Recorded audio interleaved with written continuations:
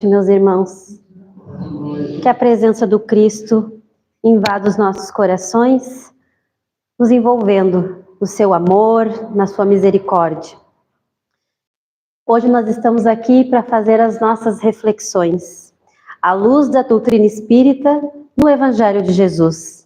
E como de costume, iremos falar de coração por coração, na certeza de que todos nós sairemos daqui muito melhores do que chegamos, levando tudo que nós buscamos. Porque Jesus nos oferece esse pão espiritual. E a doutrina espírita, através dos seus esclarecimentos, nos oferece também. Então, com certeza, nós sairemos daqui muito melhores, mais aliviados, mais esclarecidos. O tema da nossa exposição de hoje tem a temática e atende pelo título de Superando as Dificuldades. Quem de nós não passa por dificuldades? Quem de nós não passou por dificuldades? Ou até mesmo vai passar? Quando a gente fala em dificuldades, pode ser a perda de um ente querido, a perda de um trabalho, de um emprego, a perda financeira, uma separação dolorosa, a decepção com as amizades, com as relações que são de extrema dificuldade às vezes, mas grandes professoras que nos auxiliam no processo evolutivo e nos ajudam também a sair da estagnação espiritual, porque nós estamos aqui vivendo uma experiência na matéria, mas somos seres espirituais. Então as nossas convivências, as nossas relações, elas nos permitem evoluir. Mas também muitas vezes se mostram dificultosas. Porque quando eu preciso muitas vezes perdoar alguém que me fere, eu tenho dificuldade. Quando eu tenho que baixar a minha cabeça e silenciar, mesmo querendo discutir, eu tenho dificuldade. Então, as dificuldades que nós falaremos aqui é em âmbito geral. E mais, a dificuldade do outro não é a mesma minha. Mas a dor do outro é de extrema relevância. E no momento que eu me compadeço com essa dor, eu vou aprendendo com as dificuldades. E mais, quando eu consigo deixar as minhas dificuldades, as minhas dores, as minhas tristezas um pouquinho de lado e ir socorrer o meu irmão que também sofre, nós entendemos tudo. E aí já nos faz mais fortes. E com certeza nós conseguiremos passar pelas nossas dificuldades de uma forma mais amena, mais serena, conscientes de que tudo passa, de que não há dor, não há sofrimento, não há tristeza, não há obstáculo, não há dificuldade que não passe. E a gente se pergunta muitas vezes, por que eu? Né? Quem que nunca fez essa perguntinha? Por que comigo? Por que sempre sou o escolhido? Nasci para sofrer. A gente pensa isso. Talvez não fale, mas pensa. Mas nós temos que manter a lucidez. Ou pelo menos buscar manter. E lembrar que nós somos regidos por uma divindade de amor, de justiça. Quando há permissão da dor e do sofrimento, há algo muito maior que nossos olhos da matéria não nos permitem ver. Mas é o Pai permitindo, através das leis divinas, de ação, reação, causa e efeito. Ah, mas eu não lembro o que eu fiz, eu não fiz isso. Não fez, talvez, nessa atual encarnação. E as outras todas?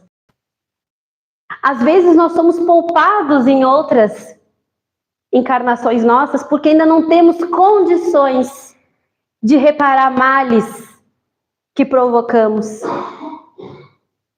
A misericórdia divina é tão grandiosa que às vezes o Pai, a espiritualidade olha, ainda não dá.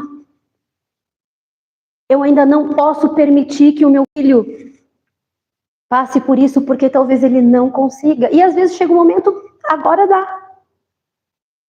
Então há a permissão para que a gente possa, meus irmãos, sanar maus comportamentos. Porque quando nós temos um mau comportamento, nós temos as consequências do mesmo. Quando nós temos um bom comportamento, também temos as consequências do mesmo. E lá no Evangelho segundo o Espiritismo, no capítulo 5, bem-aventurados os aflitos, maior capítulo do Evangelho, maior capítulo. E ele traz as causas das nossas aflições, ele nos explica, nos orienta, nos esclarece do porquê sofrer. E nós temos 2 itens nesse capítulo que se chama causas anteriores das aflições e causas atuais. Então, quando eu falo de anteriores, eu estou falando de outras vidas que tivemos. E quando eu falo em atual, eu estou falando dessa vida aqui. Então, nós encontramos no Evangelho as respostas, os esclarecimentos. Ah, mas o que eu faço com isso? Tudo. Porque uma das maravilhas do Espiritismo, meus irmãos, é justamente essa. Saber sofrer. Bem-aventurados os aflitos. Jesus, no Sermão da Montanha, onde ele fala das bem-aventuranças, e ele começa então a fazer o sermão. Bem-aventurados os misericordiosos. Bem-aventurados, eu não sei a ordem, tá? Bem-aventurados os aflitos, porque serão consolados. Bem-aventurados os aflitos, porque serão consolados. O Sermão da Montanha, proferido há mais de 2000 anos, quando ele esteve aqui. E se não soubéssemos nada de Jesus, se não tivéssemos nenhuma obra maravilhosa da doutrina e de outras religiões, também maravilhosas, se só tivéssemos o Sermão da Montanha, nós não estaríamos em desamparo. Porque ali é toda uma diretriz. Há um convite de Jesus, nos ensinando, nos chamando. Quando Jesus diz bem-aventurados os aflitos, ele não está enaltecendo as dores. Jesus não está enaltecendo as aflições, dizendo que é bom sofrer. O que Jesus está querendo dizer, bem-aventurado aquele que sofre, sem reclamar, sem murmurar. Bem-aventurado aquele que sofre resignado, porque confia em Deus e porque sabe que não cai uma folha de uma árvore sem a permissão de Deus. Quando há a permissão da dor, é porque ela está ali como oportunidade divina de crescimento. A dor e a sua pedagogia. A dor é professora. Ela nos ensina. Mas que professora é essa? É, meus irmãos, porque nós ainda estamos nas provas e nas expiações. O mal ainda está muito latente no nosso planeta. As vibrações muitas vezes se diminuem, se abaixam. E nós precisamos elevar. Ah, mas eu não dou conta de tudo. Mas dê conta de si, dos seus pensamentos, das suas vibrações, das suas atitudes, que já é um ótimo caminho para a gente começar a afastar os sofrimentos e não que elas não vão existir, mas o olhar que a gente dá para aquilo que nos acontece, meus irmãos, é meio caminho andado para que a gente supere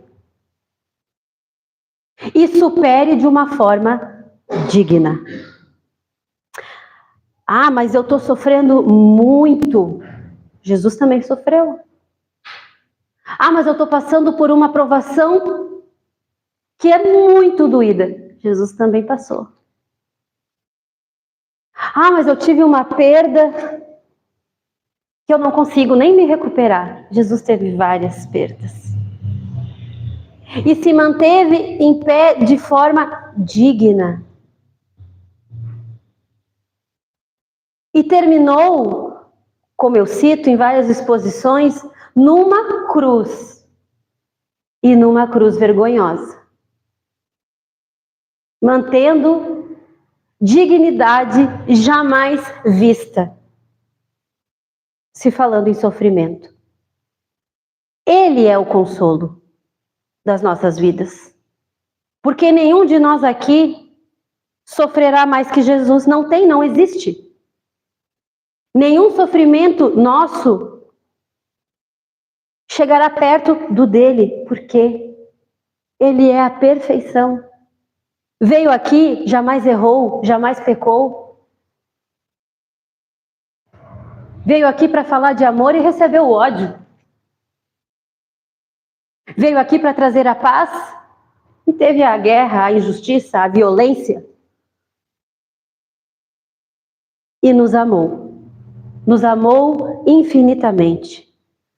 Nos demonstrando que o amor sempre cobrirá uma multidão de pecados.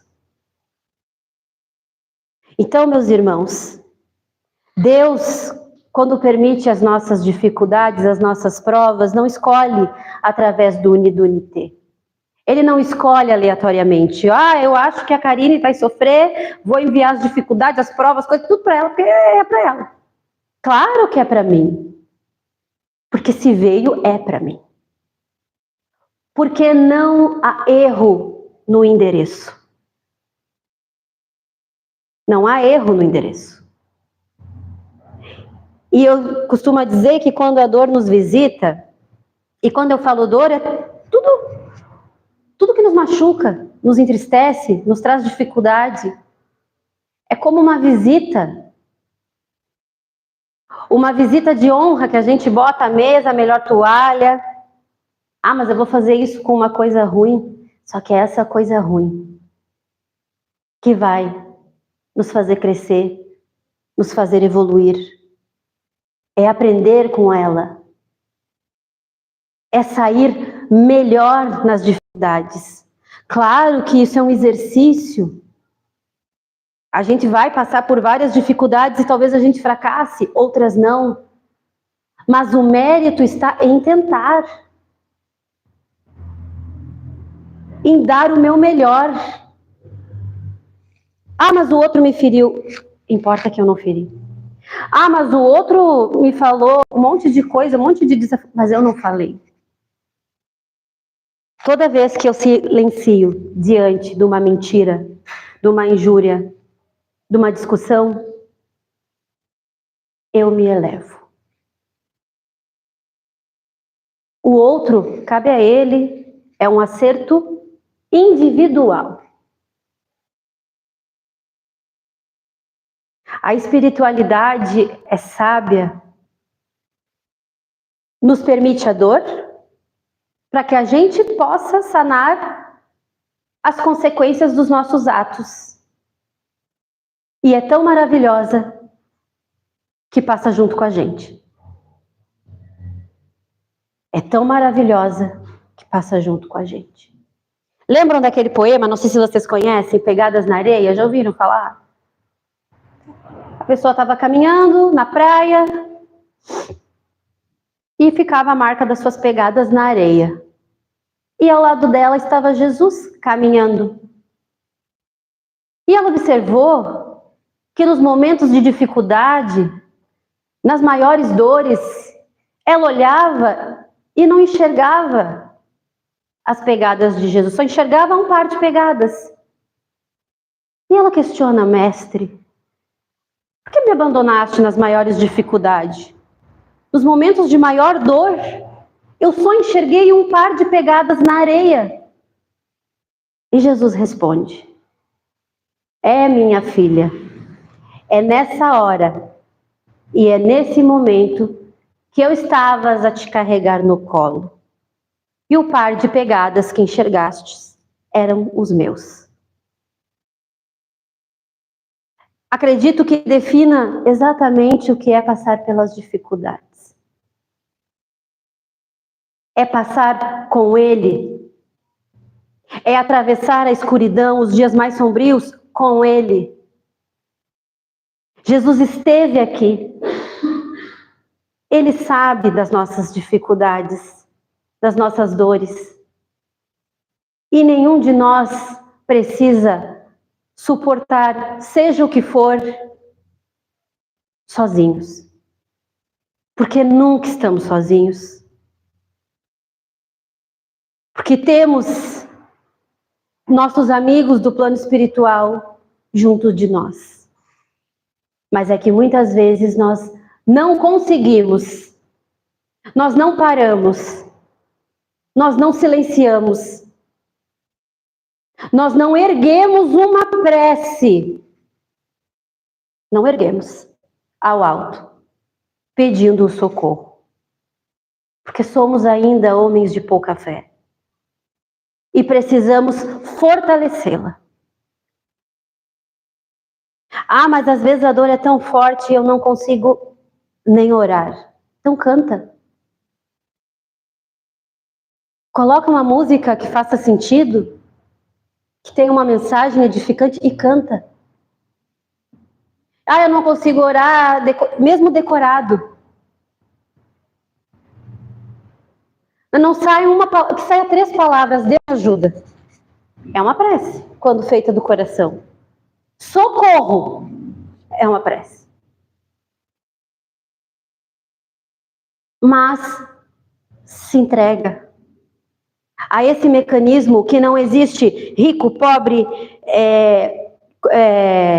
cor, nada. Opção sexual, time que torce, opção política, não existe. A prece é meio acessível a todos, todos podem ter, todos podem fazer. A boa vontade. Eu li uma frase semana passada que dizia assim: as redes sociais nos trazem a certeza que sempre temos tempo para Deus. Entenderam? Entenderam essa frase? É difícil, né? Mas é verdade. Quanto tempo a gente fica lá? Olhando aquele dedo, vai que é uma coisa. As redes sociais nos ensinam que sempre temos tempo para Deus. Só que a diferença é que ali há uma edição. Muitas vezes, não estou generalizando, a mentira. E Deus é verdade. Deus é verdade. Só que muitos de nós ainda gostam de viver iludidos na mentira. Porque a verdade muitas vezes dói. Olhar para dentro de nós e ver nossas imperfeições, ver as nossas dificuldades morais, dói. Porque nos chama a reforma íntima. Porque nos convida, praticamente nos obriga a mudar algo. E quando nós estamos ali, olhando, seja o que for na internet, nós fugimos dessa realidade. Só que essa é a realidade. Eu não sei se o plano espiritual tem rede social, acredito que não. E lá é a nossa verdadeira vida. Então nós temos que construir aqui, meus irmãos, para colher lá. Às vezes a gente não vai colher aqui, sabia? Quando eu fiquei sabendo disso, eu fiquei um pouco revoltada. Poxa, a gente se esforça, né? Tenta pelo menos, e talvez nem colha nessa atual encarnação. Só que a vida é eterna. A vida é eterna. Ela não termina. É plantar para colher. Quando eu não sei, eu só sei que eu vou plantar. E o que as dificuldades têm a ver com isso tudo? Porque a forma que eu suportar as minhas dificuldades, a forma que eu passar pelas minhas dificuldades, elas vão me moldar, elas vão me fortalecer.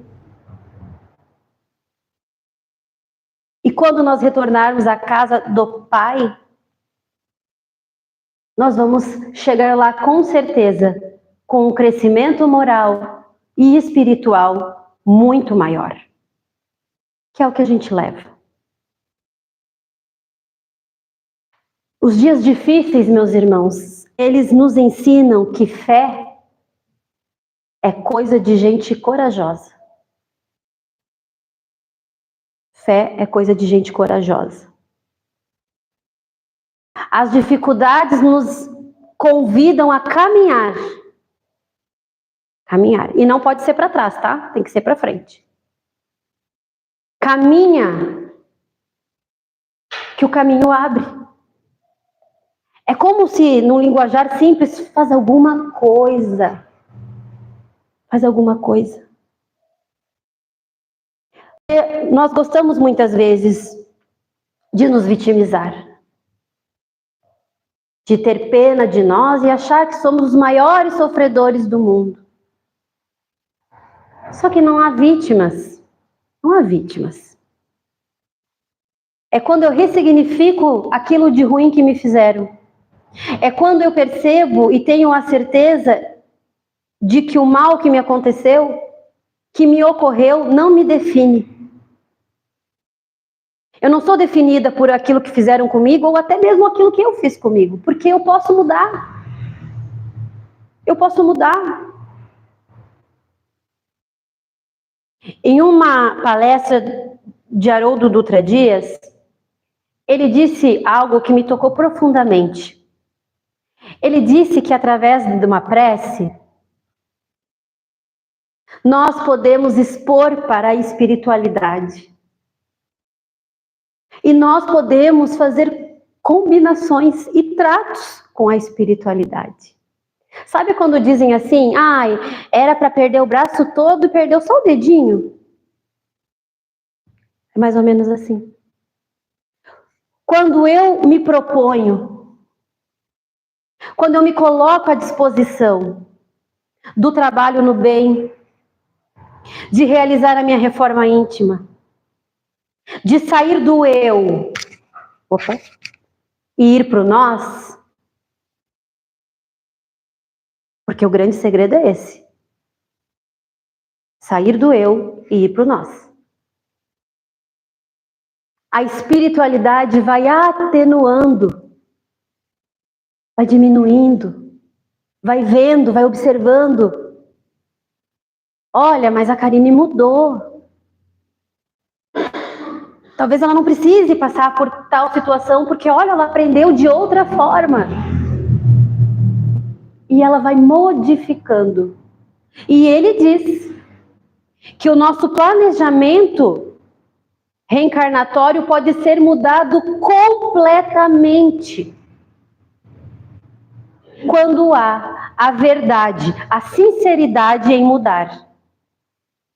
Quando há o desejo genuíno da mudança. Mas não só desejar. Fazer. Não precisa de hoje para amanhã a gente se tornar os melhores. Porque a estrada é trilhada aos pouquinhos. Só é preciso começar.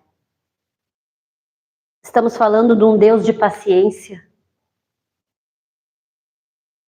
Nós estamos falando de um Pai. O papel do pai, muitas vezes o pai permite, que o filho dê uns tombos aí na vida, quebre a cara. Porque ele sabe que a dor ensina. E é isso que Deus faz por nós. Deus não manda a dor. Ele não envia a dor. Ele não olha e dizer se vai sofrer. Não. Ele é Pai.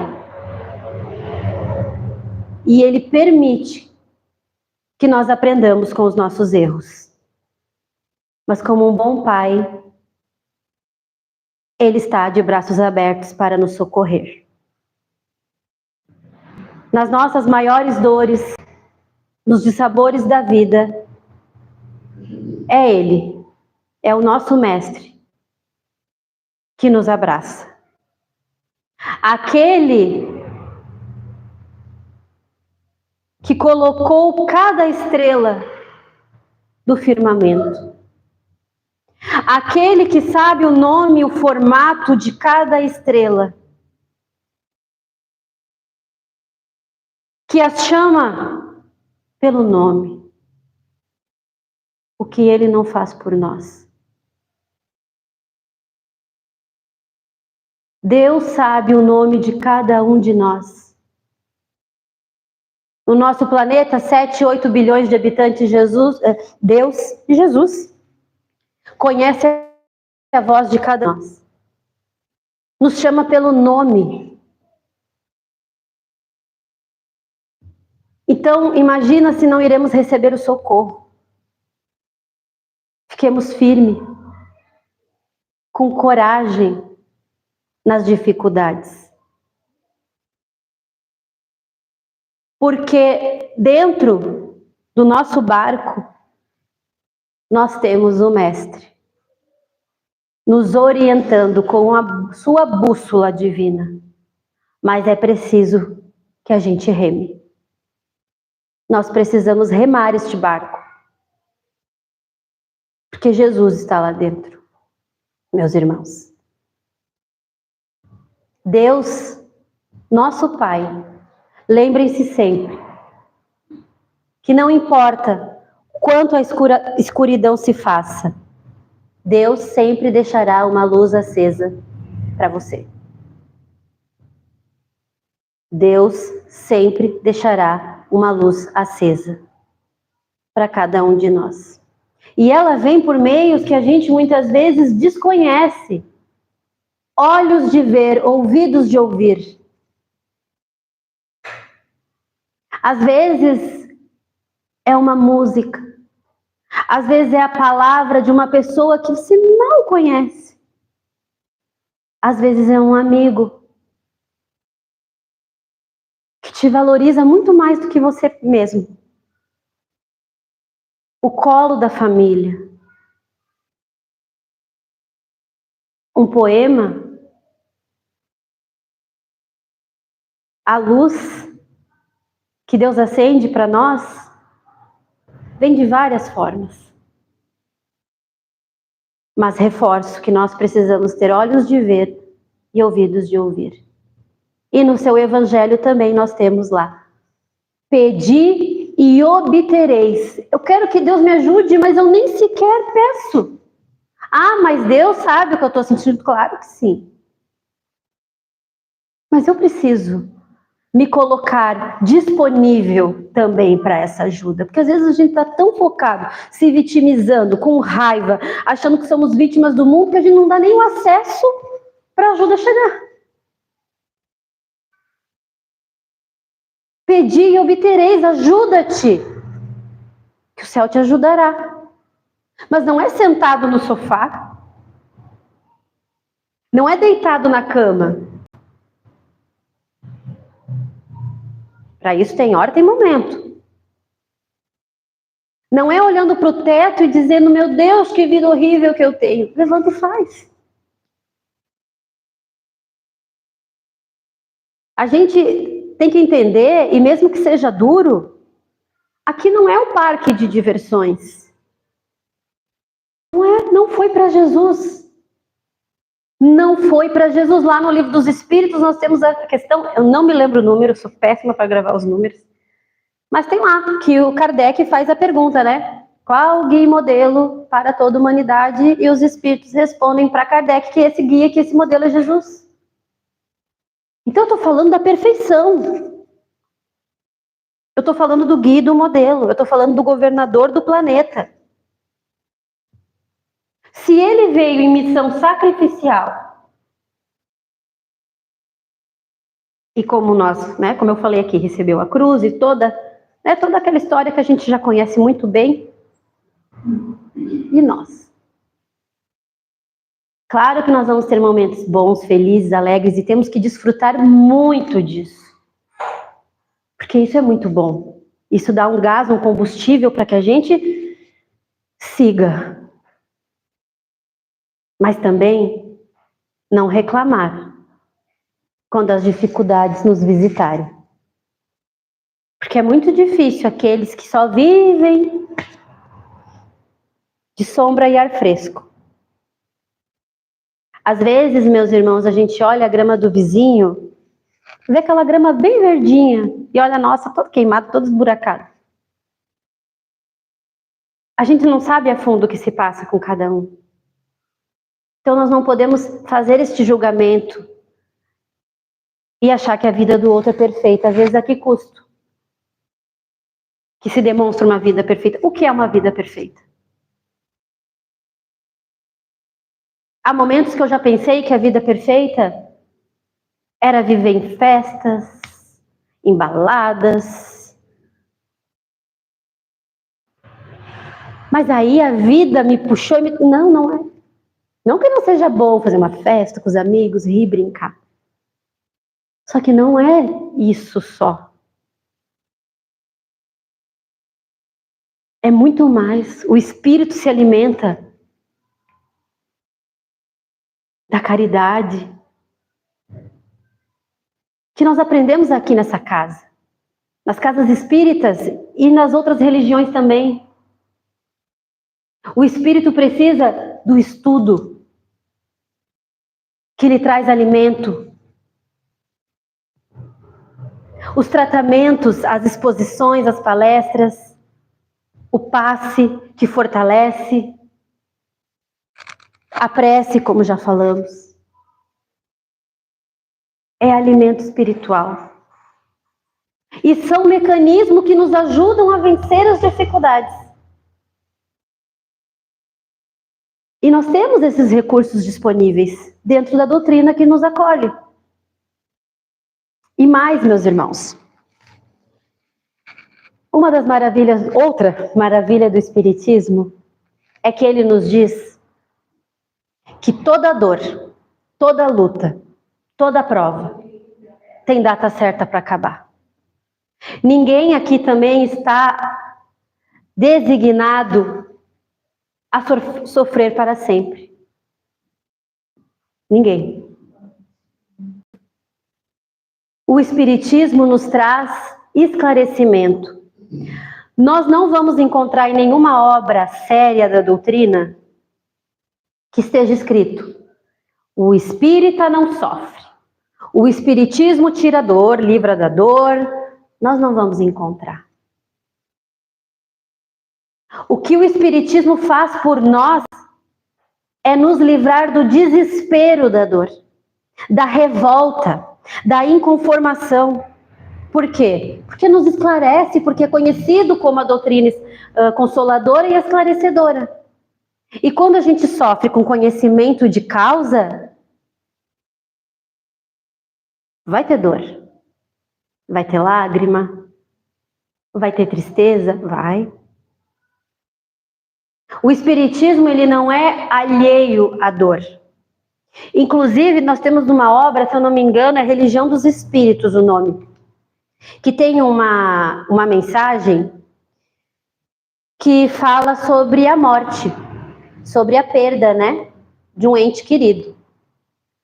A gente sabe que perda não existe, mas a gente é um modo de falar, né, a partida de um ente querido.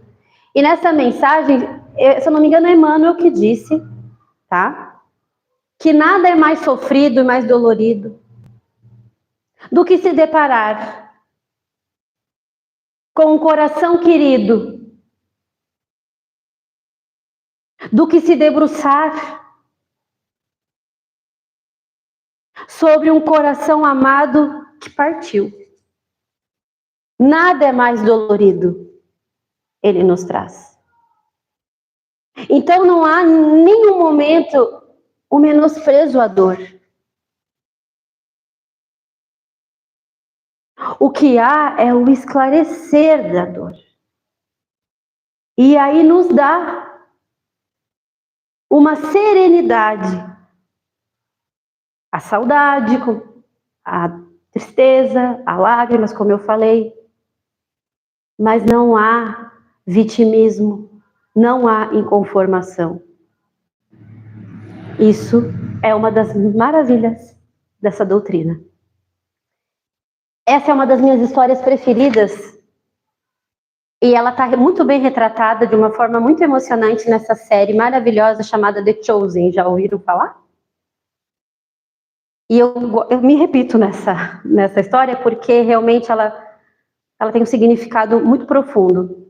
Da mulher hemorrágica, também já ouviram falar. 12 anos de hemorragia. Expulsa de casa, banida das relações. Todo o valor financeiro que ela tinha, ela colocou em médicos, em medicamentos, para tentar a sua cura.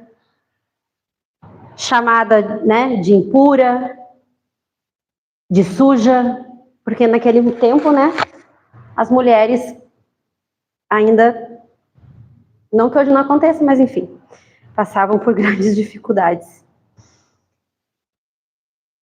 E ela, com a sua fé, porque fé é coisa de gente corajosa, esperou 12 anos de luta e tocou na pontinha da veste de Jesus e foi curada. E Jesus pergunta: quem me tocou? E ela responde: fui eu, abaixada. Jesus se abaixa até ela e diz: filha. E ela responde: eu não sou filha de ninguém. E ele diz: sim, você é filha. E diz a ela que a sua cura foi através da sua fé. O que é uma característica dos maiores, se colocar como menores. Uma característica dos grandes, se fazerem pequenos. Jesus não colocou a ele a responsabilidade sobre aquela cura. Ele diz a ela: filha, a tua fé te curou. Então, meus irmãos, nós também podemos nos curar. Seja a enfermidade que for, moral, física, claro que existem situações que nós temos que passar. Mas a escolha de como passar é nossa. A maneira como nós vamos seguir é nossa. 12 anos e ela conseguiu a sua libertação e mais, não recebeu nenhum julgamento do nosso mestre. Ninguém, 12 anos e de certo até mais, que ninguém a tocava, que não recebia um abraço, que não sentava à mesa com ninguém. Mas ele veio, ele chegou, lhe chamando de filha. Por isso, superar as dificuldades é acreditar em Jesus, é seguir de mãos dadas com ele, na certeza de que superaremos qualquer dificuldade que atravessar o nosso caminho, a nossa caminhada. Eu gosto, e para que a gente absorva, né, o sentido dessa exposição que lhes faço, gostaria de falar de Pedro, a pedra, o apóstolo, né, de Jesus, aquele que estava lá no barco e que passou a noite pescando e nada pegou, e que o mestre chega e eles têm a melhor pesca da vida deles. E nesse dia recebe o convite, né, para seguir Jesus. O nome dele era Simão, mas Jesus colocou o nome de Pedro. Jesus estava pregando para uma grande multidão, com os seus apóstolos, seus admiradores, aqueles curiosos, que queriam saber quem é ele, quem é esse homem que vos chega e fala das coisas do céu. Quem é esse homem que fala das estrelas de uma forma jamais vista? Quem é esse homem que fala de amor como nunca ninguém falou? Quem é esse homem que faz milagres? Quem é esse homem que cura os doentes? Quem é? Então Jesus estava por dias falando do seu evangelho, curando, pregando, enfim. E chegou um determinado ponto que se encerrou esse momento e Jesus orienta que os seus apóstolos, os seus 12 companheiros de jornada, até certo ponto, retornem para suas casas. E orienta que eles façam isso através do barco, que eles voltem pelo mar, né? Pelo oceano. E assim os apóstolos fazem, pegam seu barquinho e vão. E Jesus não vai junto. Em determinado momento, se faz uma tempestade, ondas enormes, raios, e os apóstolos remandam aquele barquinho que não saía do lugar, não vencia. Em determinado momento, se faz uma luz muito forte, eles achando que era assombração, e era o mestre. Era Jesus andando sobre as águas. Era Jesus andando sobre as águas. E Pedro estava muito chateado com Jesus, porque Pedro estava enfrentando algumas dificuldades na sua vida, e ele disse que Jesus não estava ajudando ele. Como assim? Eu sou o teu discípulo, estou com você para tudo, você curou um monte de gente, consolou um monte de gente e eu estou aqui sofrendo. Isso tudo dentro do barco. Ele questiona Jesus do porquê. E Jesus diz então, se você tem fé em mim, sai do barco e anda sobre as águas. E Pedro diz que tem. E sai do barco e começa a caminhar. Mas de repente ele afunda. Ele vai chegando perto de Jesus, mas a sua fé, em algum momento, falhou. E Jesus o resgata, o puxa de volta. E Simão, em desespero, né, pelo susto, enfim, clama a Jesus, pede a Jesus, que não lhe abandone, que não lhe deixe.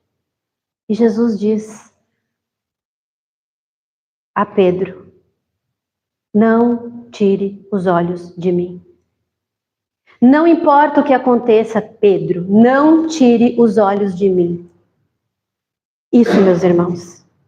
Não tiremos os olhos de Jesus. Tá difícil? Sim. Vamos passar por dores e dificuldades? Vamos. Não tiremos os olhos de Jesus.